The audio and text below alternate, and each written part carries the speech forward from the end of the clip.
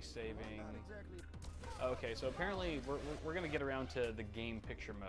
Apparently that limits the or reduces the amount of screen latency and input lag. So I'm curious to see how that works out.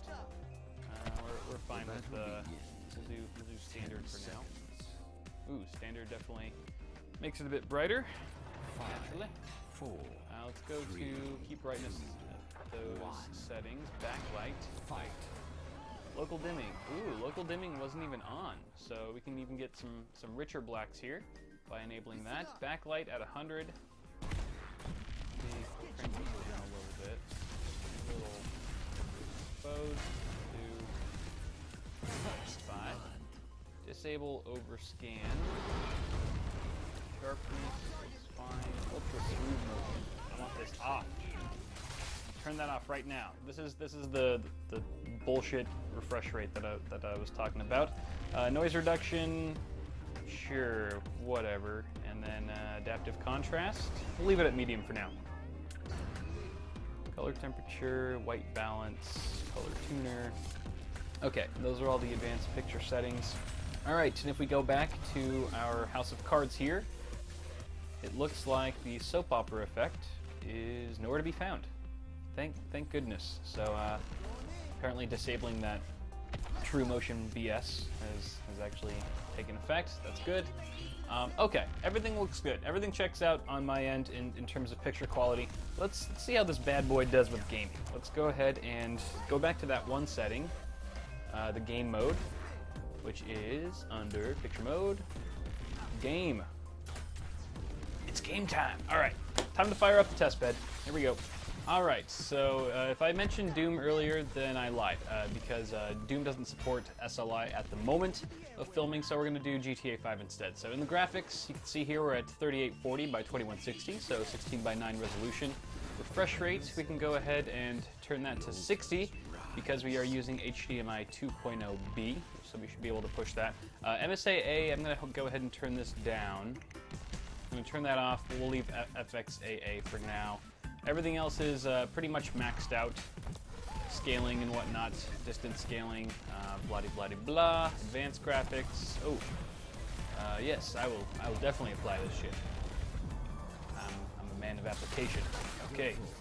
All right, all this stuff is on except for frame scaling mode. Okay, so more or less maxed out with the exception of MSAA. And we're gonna go into story mode. But before we do that, I forgot to load up Fraps. Give me a sec. All right, and Fraps counter is in the top left corner. It's really tiny. I kind of overlooked that, so sorry if you can't see it. But right now we're at a whopping 170 FPS. We're hovering around there in the 170s, the 180s from time to time. But holy smokes, this is some insane frame rate right here. At 4K, mind you, we are at 4 frickin' K. This is insane. The picture looks incredible. It looks really sharp, super crisp. The colors are really rich. They seem accurate enough. So there is a noticeable amount of input lag. I will say that. And we are in the game mode, so that should theoretically help things. But it's still not flawless. I mean, if you're playing competitively or something like that, or if you're a serious FPS gamer, then I would stay away from gaming on this type of TV, until the input lag situation just gets better all around. It's not horrible, it's playable, but you will notice it, especially if you're used to gaming on a standard monitor. Don't kill my friend, leave my friend alone! Oh no, I shot the wrong... that was the input lag. So yeah, I wouldn't say go ahead and buy one of these TVs for gaming. It's not really what it's going to be excelling at. However, if you're a casual gamer and you don't mind a little bit of input lag, then the image quality is freaking awesome.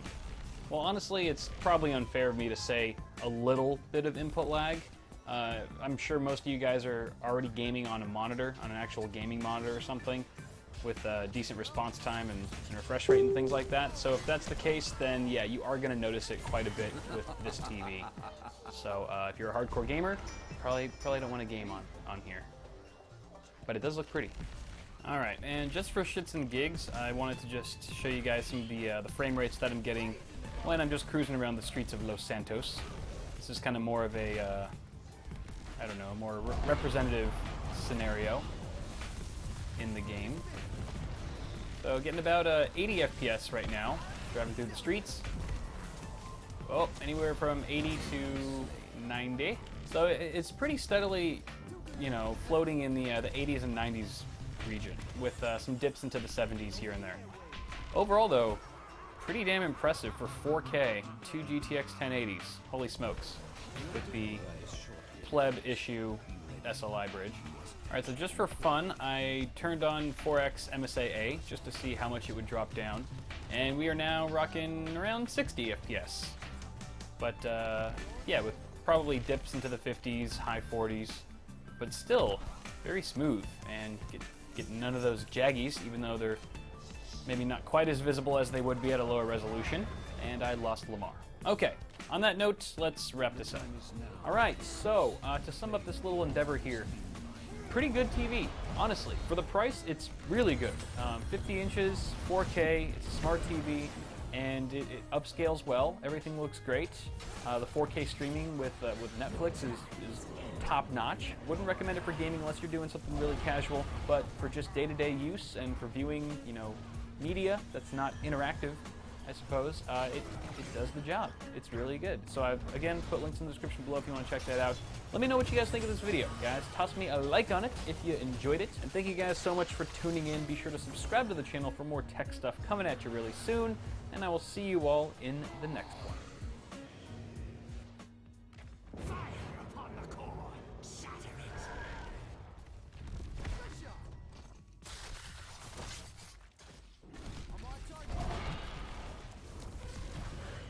This video is brought to you by NCIX.com. Great technology, selection, and service. Hey, what you doing?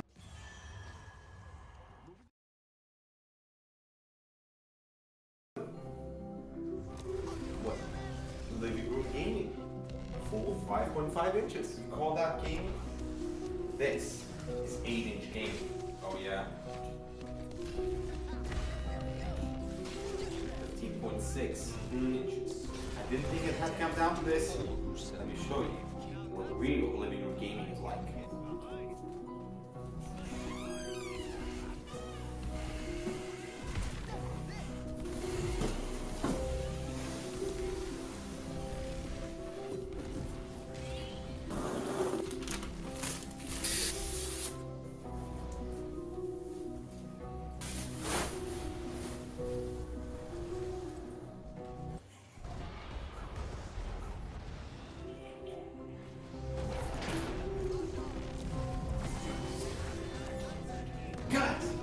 Enough with the intro already. Just do it!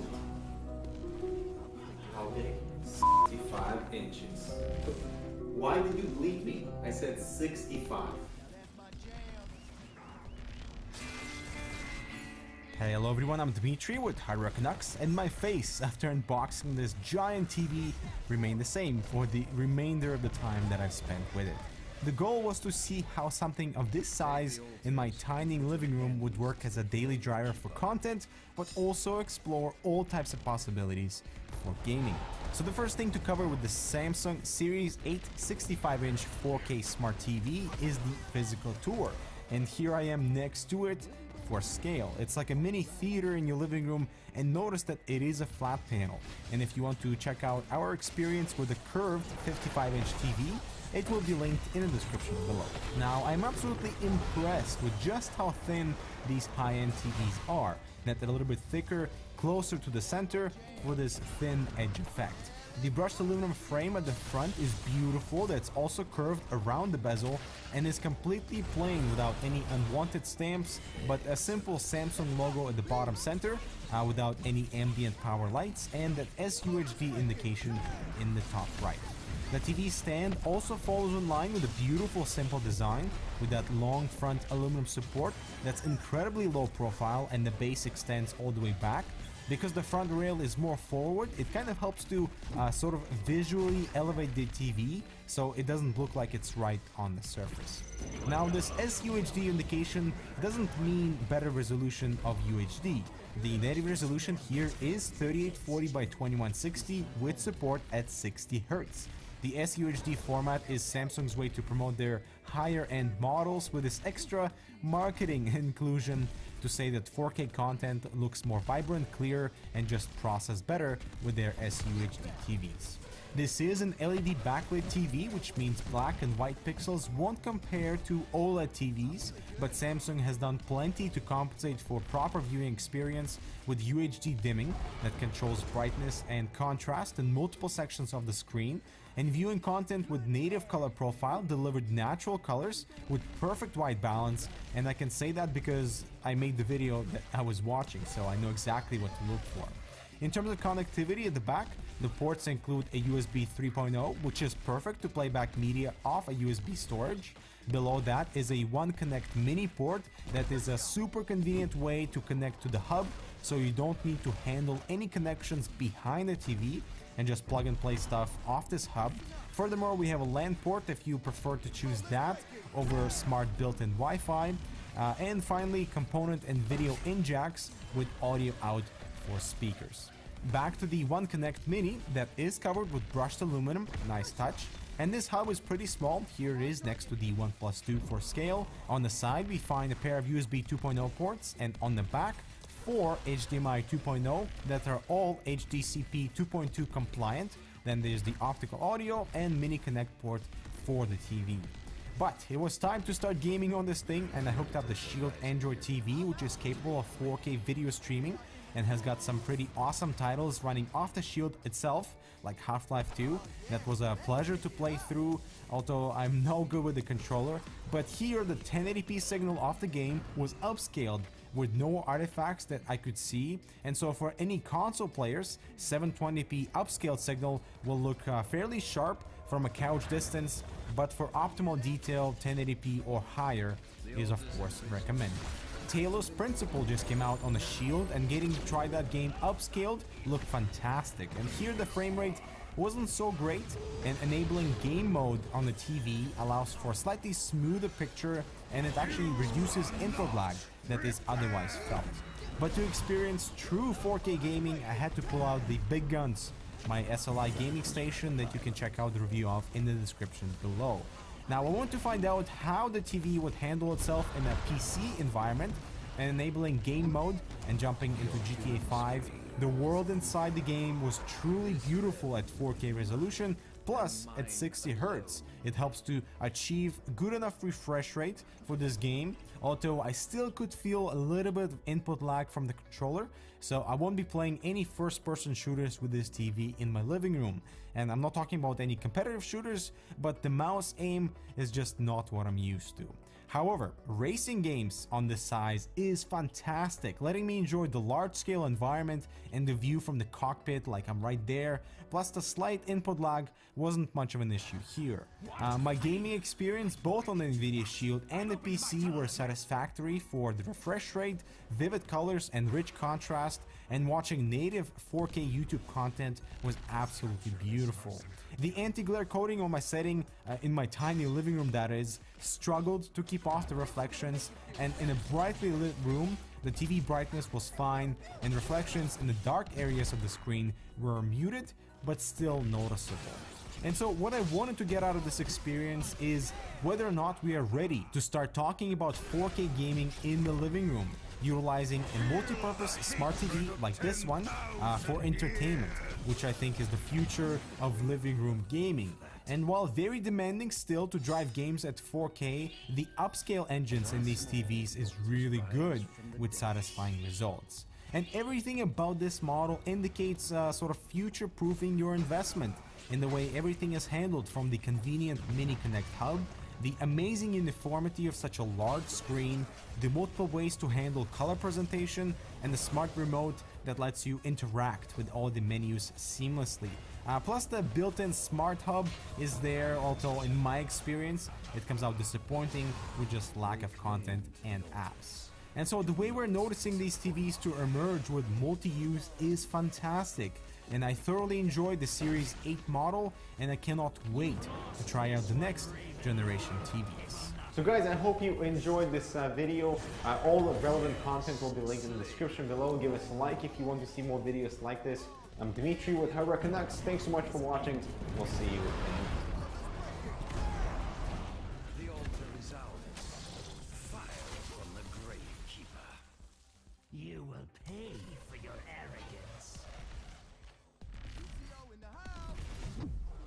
What's up guys, Mike here, the Detroit Borg with the largest unboxing I've ever done on this channel. LG was kind enough to send this out to me for my unbiased review, but if you want to win one, they are running a contest, so check the description below for all the details. So this curved 4K OLED TV is a technology I've been waiting for quite a while. OLED is able to deliver those deep, solid blacks with those bright, vivid colors. And because this is an Ultra HD or 4K TV, we have a resolution of 3840 by 2610, which is able to deliver really sharp video. Now this will upscale your content to this resolution, but using WebOS 2.0, you can actually stream 4K content directly to your TV using services that support it, like Netflix and YouTube. This TV also has really impressive sound design thanks to Harman Kardon audio, so you don't necessarily need to add speakers if you want to avoid it. Now this is a smart TV with a host of features, powered by WebOS 2.0 and a quad-core processor. We also use something called a magic remote control to interact with the interface, which we'll demonstrate in this video. And of course you do have voice search in here as well. Now although I'm unboxing this TV myself, you probably should get somebody else to help you. So the first thing I want to do here is remove the box. I'm going to cut the tape along the side because the TV itself is actually sitting in a tray that's at the bottom of the box. So once I lift that out of the way, you can see the TV. Now it's facing in the wrong direction for me here, so you can see the back of the TV. So all I'm going to do is flip it around so we can face it forward. Now the first thing I want to do here is pull out the TV stand, which again is wrapped in lots of styrofoam and plastic. The TV stand is quite heavy, I think it's about 30 pounds or so, and this is of course a base to stabilize the TV once it's installed. The TV also has a see-through sort of plexiglass stand, so it looks like the TV is floating once it's on the stand. Also included is the accessory box, so that includes our remote controller. This is called a Magic Remote, which includes a set of batteries, and we'll take a close look at that in just a minute. We also get some analog adapters for component and RCA. We also get a wire strap for some cable management, and we also get a set of screws for installing the stand. This is also a 3D TV, so we get a set of passive 3D glasses along with a set of clip-ons, so in theory you could have up to 4 users. And we also get a set of cleaning cloths for cleaning those lenses. So getting back to the TV itself, what I need to do is lay it down. So I've reinstalled the styrofoam which came up with the box, and I'm going to reinforce the box so I can lay it flat on the box. I need to do this in order to install the stand.